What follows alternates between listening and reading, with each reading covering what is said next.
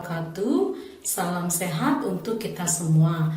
Selamat berjumpa kembali dalam program video pembelajaran prakarya untuk kelas 9. Aspeknya adalah kerajinan dengan materi kerajinan dari bahan logam, batu, dan plastik. Pada pertemuan pertama telah dibahas tentang jenis dan karakteristik kerajinan dari bahan logam, batu, dan plastik. Sedangkan pada pertemuan kedua kali ini adalah alat, teknik, dan tahapan pembuatan kerajinan dari bahan logam, batu, dan plastik. Sebelum pembelajaran, sebaiknya berdoa terlebih dahulu agar ilmu yang kita peroleh dapat bermanfaat bagi sobat cerdas. Berdoa dimulai.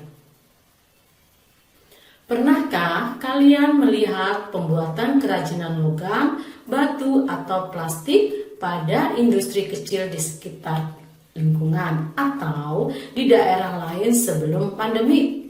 Nah, berikut adalah contoh jenis industri pembuatan kerajinan yang menggunakan bahan dan teknik pembuatan dari yang sederhana tetapi memiliki hasil yang sangat menarik. Di antaranya adalah industri kecil pembuatan kerajinan dari logam.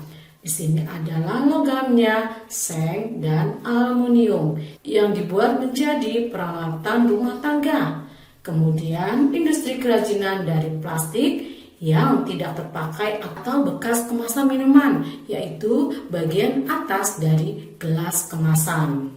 Nah, berikutnya adalah jenis industri kerajinan pembuatan ukiran batu, di mana pada contoh gambar adalah ukiran tulisan timbul yang memiliki keterampilan yang sangat baik.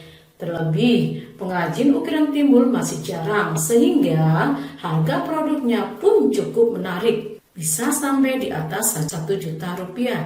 Sebagai daya tarik bahwa pengrajin tersebut adalah mendapatkan income paling sedikit 30 juta dalam setiap bulan. Wow, memang merupakan suatu karya yang memberikan nilai ekonomi tinggi.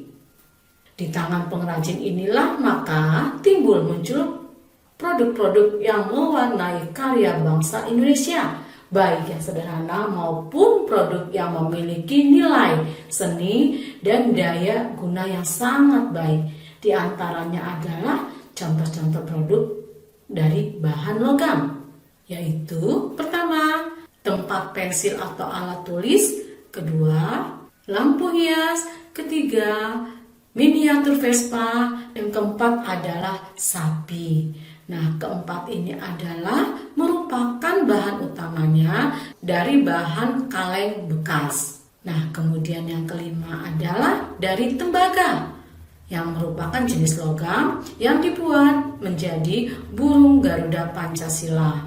Dan keenam adalah topeng yang terbuat dari aluminium. Ketujuh, merupakan ciri khas budaya Indonesia, yaitu rumah gadang yang terbuat dari perak. Kedelapan adalah logam mulia yang dibuat perhiasan berupa cincin. Kesembilan adalah jenis logam yang diukir, yaitu logam perunggu. Contoh produk kerajinan dari batu diantaranya yaitu batu yang ditata dengan baik menjadi wadah atau pot tanaman. Kedua, batu koral yang disusun menjadi tempat lilin. Ketiga dan keempat adalah batu yang diukir. Bedanya di mana? Yang ketiga adalah ukiran yang dari dalam, sedangkan yang keempat ukiran yang dari luar. Nah, kelima adalah jenis batu yang dibuat menjadi batu perhiasan atau batu akik yang memiliki nilai jual yang baik. Nah, keenam adalah kerajinan yang terbuat dari batu marmer. Berikutnya adalah contoh produk kerajinan yang dari plastik.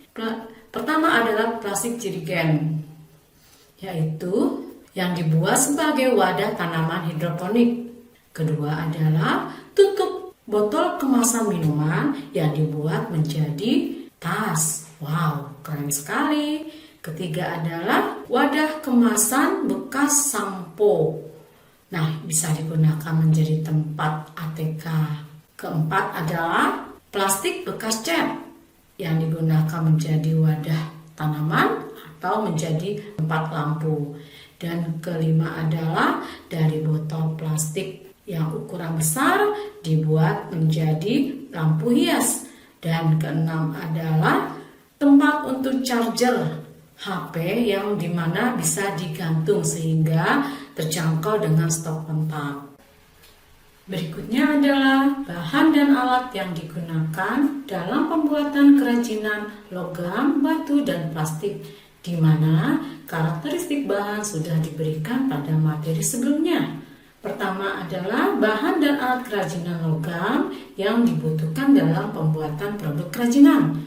Pertama adalah seng, kedua aluminium, ketiga tembaga, keempat perak, kelima logam mulia emas, keenam adalah jenis bahan tambahan yang digunakan dalam pembuatan produk kerajinan, yaitu cat. Ketujuh adalah alat pengukir dengan palu. Kemudian kedelapan adalah pemotong logam. Kesembilan adalah tang lancip untuk memotong logam kecil seperti kawat, kabel, dan benang logam. Dan kesepuluh adalah alat untuk mencetak plat logam, dan 11 adalah solder.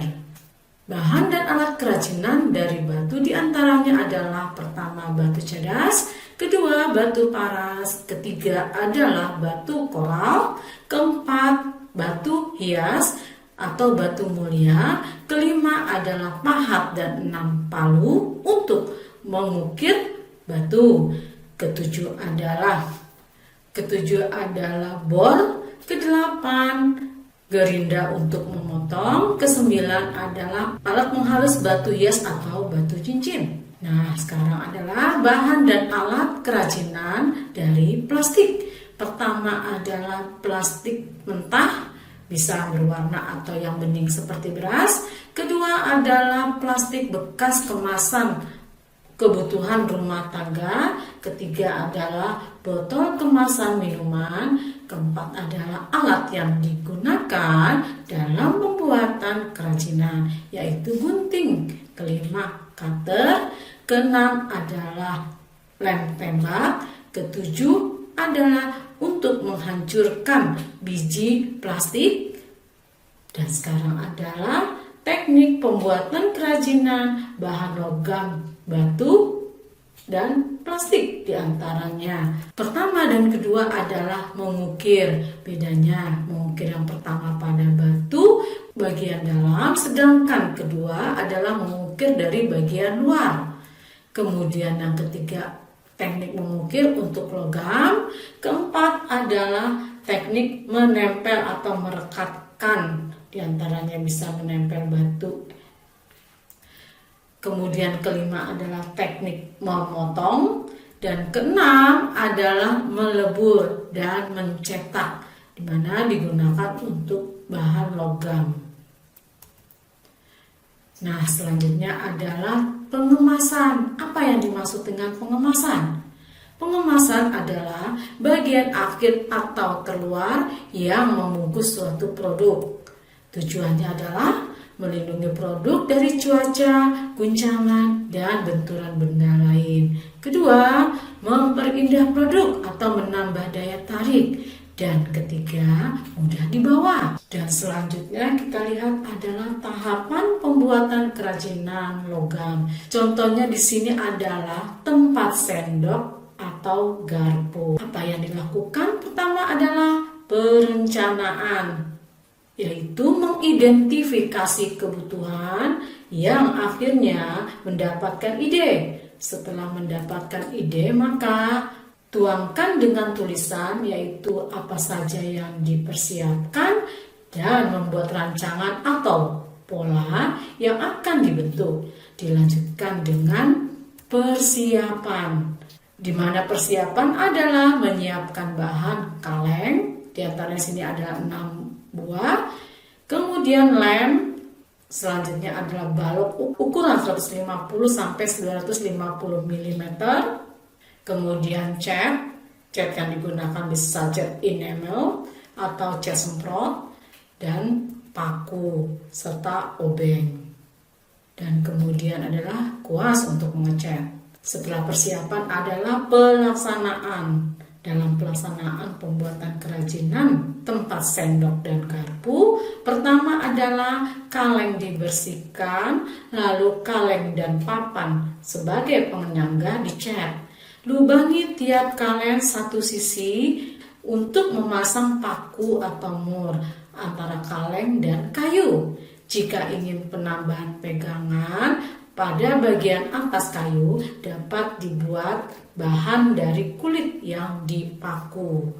Tahapan akhir adalah pengemasan. Jika produk tersebut akan didistribusikan, tetapi jika akan digunakan sendiri tidak perlu dikemas. Selanjutnya tahapan pembuatan kerajinan batu, contohnya adalah tanaman kaktus. Tahapannya adalah sama seperti kerajinan sebelumnya, yaitu perencanaan dengan mengidentifikasi kebutuhan untuk menumbuhkan gagasan dan ide, dan dicatat apa saja yang dibutuhkan untuk pembuatan kerajinannya. Dilanjutkan dengan mempersiapkan bahan dan alat, di antaranya adalah batu, koral, lem, cat hijau, kuas, dan wadah tanaman atau pot. Dan dilanjutkan dengan pelaksanaan, di mana adalah batu koral dibersihkan, kemudian dicat sesuai dengan motif daun kaktus, dan berikutnya dikeringkan. Setelah itu batu koral yang kecil masukkan ke dalam wadah pot, dan setelah terpenuhi, masukkan batu yang sudah dicat dengan diberi lem agar lebih kuat atau kokoh. Dan tahap terakhir adalah pengemasan jika barang atau produk kerajinan akan didistribusi. Tetapi jika untuk digunakan sendiri, langsung bisa dipajang. Nah, berikutnya tahapan pembuatan kerajinan dari plastik, yaitu contohnya adalah wadah tanaman atau tempat HP yang bisa ditempelkan di dinding agar dekat dengan stok kontak. Tahapannya sama seperti sebelumnya, yaitu perencanaan untuk menumbuhkan gagasan dan ide. Setelah tumbuh ide, maka dituangkan dengan perencanaan apa saja yang dibutuhkan. Dan tahap berikutnya adalah persiapan, yaitu menyiapkan bahan dan alat. Di antaranya adalah botol bekas kemasan, sampo atau sabun, kemudian cutter dan spidol. Berikutnya adalah pelaksanaan, di mana pada tahap pelaksanaan botol dibersihkan terlebih dahulu, kemudian dibuat pola dan dipotong dengan cutter sesuai dengan pola. Dan bisa juga dihias dengan tambahan lainnya sehingga lebih menarik. Dan jangan lupa pada bagian atas diberi lubang untuk meletakkan atau menempelkan di paku pada dinding. Sangat menarik, bukan? Nah, tahap berikutnya adalah pengemasan. Jika barang itu akan diproduksi, bisa menggunakan kertas kemasan, menggunakan dus, atau menggunakan plastik. Selanjutnya adalah sebagai refleksi, maka sobat cerdas dapat mengerjakan beberapa soal agar materi yang sudah kalian peroleh dapat lebih memuat kembali. Dengan soal pertama adalah sebutkan 4 bahan yang digunakan dalam pembuatan kerajinan dari batu. Kedua, sebutkan 4 alat yang digunakan untuk pembuatan kerajinan dari logam. Ketiga, sebutkan 2 teknik pembuatan kerajinan dari logam. Keempat, jelaskan langkah-langkah pembuatan kerajinan plastik tempat tanaman yang diletakkan pada dinding pada tahap pelaksanaan. Materi untuk hari ini cukup sampai dengan tahapan pembuatan kerajinan bahan logam, batu, dan plastik. Materi berikutnya adalah sobat cerdas dapat membuat kerajinan bahan logam, batu, dan plastik sesuai dengan kemampuan dan kondisi wilayah setempat. Terima kasih, sampai jumpa kembali. Salam sehat, tetap jaga protokol kesehatan, mencuci tangan dengan sabun, menggunakan masker, menjaga jarak, dan stay at home. Assalamualaikum warahmatullahi wabarakatuh.